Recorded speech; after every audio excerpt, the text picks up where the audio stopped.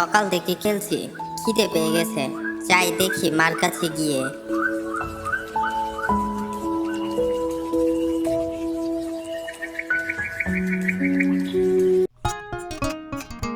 মা, ও মা, দুটো টাকা দাও না গো, একটু কিছু খাবো।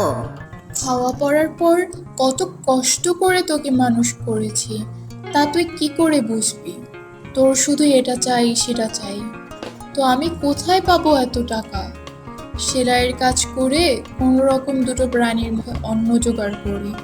আমি মরে গেলে বুঝবি কষ্ট কি জিনিস। শোনো বাবা, এখন থেকে তুমি কষ্ট করে বড় হও আর মানুষের মতো মানুষ হও। তুমি যা তা কেন বলছো মা? আমি আর বায়না করব না। মাগো, বাবার মতো তুমিও চলে যেও না। সেটাই সবচেয়ে ভালো হবে বাবা। তুই আমার কষ্ট বুঝবি না তো আর কে বুঝবে বল? তুই ছাড়া তো আমার আর কেউ নেই। তবে একটা কথা মনে রাখিস বাবা, তোর বাবা কোনোদিন শত অভাবেও নিজের সম্মানটুকু নষ্ট করেনি, কারো জিনিসের প্রতি লোভও করেনি। তুইও কারো জিনিস দেখে লোভ করবি না। হ্যাঁ মা, আমি জানি আমার বাবার কথা, তাই আমার যত কষ্টই হোক আমি কোনোদিন তোমার বলা বাবার কথা ভুলবো না। তুমি কোনো চিন্তা করো না মা। তোমাকে আজ কেমন জানি দেখাচ্ছে। তোমার কি শরীর খারাপ? আজ শরীরটা তেমন ভালো নেই রে খোকা, বুকে খুব ব্যথা করছে। ফেরার সময় রতনবাবুর ডাক্তারখানায় গেলাম, উনি ওষুধ দিলেন আর বিশ্রাম করতে বললেন। তাহলে তুমি কয়দিন কাজে যেও না মা। আমাদের মতো গরিবের আবার আরাম করতে গেলে উপোস করে থাকতে হবে। তুই তো এখনো ছোট, তোকেই বা কি কাজে যেতে বলি বল? তোর বাবা যদি আজ থাকতো তাহলে আমাদের এত কষ্ট হতো না। আমি তো এখন বড় হয়ে গেছি, আমি কাল থেকে কাজে যাব তাহলে মা। তুই আর কি বা কাজ করতে পারবি বাবা? আর তোকে কেই বা কাজে নেবে?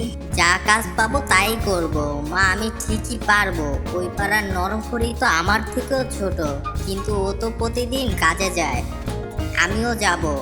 শুনছি জমিদার বাবুও বড় ভালো মানুষ, তো নীলিমা মাসি ওইখানে কাজ করে বেশ। আমি তাহলে নীলিমা মাসির সাথে একবার জমিদারের সাথে দেখা করব, জমিদারের বাড়ি যাব। দেখো বাপু, বাড়ির মধ্যে অনেক দামি দামি জিনিস আছে, সেগুলো সাবধানে পরিষ্কার করো, ভেঙে ফেলো না যেন। আপনি কোনো চিন্তা করবেন না জমিদার মশাই, বাড়ির সব জিনিসের আমি খেয়াল রাখবো, কোনো জিনিস আমি নষ্ট হতে দেব না।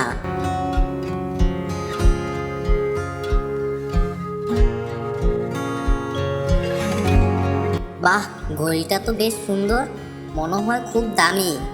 এই জিনিসটা আমার কাছে রাখবো। বাড়িতে কেউ নেই এখন, কেউ তো আর দেখছেও না। বাড়িতে তো এত চাকর বাকর, কে চুরি করছে কেউ জানবেও না।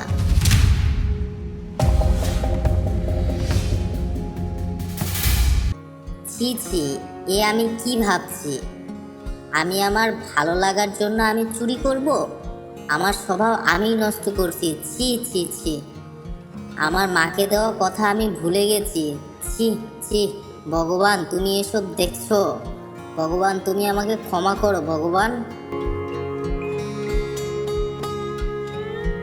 এই কে আছিস, এদিকে আয়।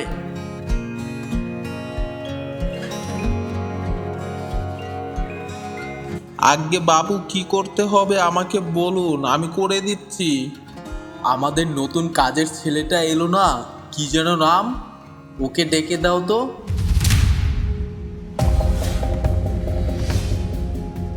বাবু আমাকে ডেকেছিলেন?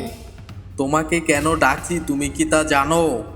না বাবু, আমি জানি না তো। আমি দরজার আড়াল থেকে সব দেখছি। তুমি ঘড়িটা নেবে বলে হাতে নিয়েছিলে, আমি তোমাকে হাতে নাতে ধরার জন্য প্রস্তুত ছিলাম, কিন্তু আমি অবাক হয়ে দেখলাম তুমি আবার ঘড়িটা যথাস্থানে রেখে দিলে। তুমি তো আমাকে দেখতে পাওনি, তাহলে তুমি ঘড়িটা আবার কেন রেখে দিলে? বাবু আমাকে ক্ষমা করুন, আমার মনে পাপ ঢুকেছিল ক্ষণিকের জন্য। আমি লোভের বশবর্তী হয়ে ঘড়িটাতে হাত দিয়েছিলাম, কিন্তু তখনই আমার মায়ের কথা মনে আসে, আর তখন আমি ঈশ্বরের কাছে ক্ষমা চাই, আর লোভ সংবরণ করতে সমর্থ হই। তোমার এই লোভ সংবরণ দেখে আমি সত্যিই খুব মুগ্ধ হয়েছি। আগামী দিনে তুমি নিশ্চয়ই একটা ভালো মানুষ হবে।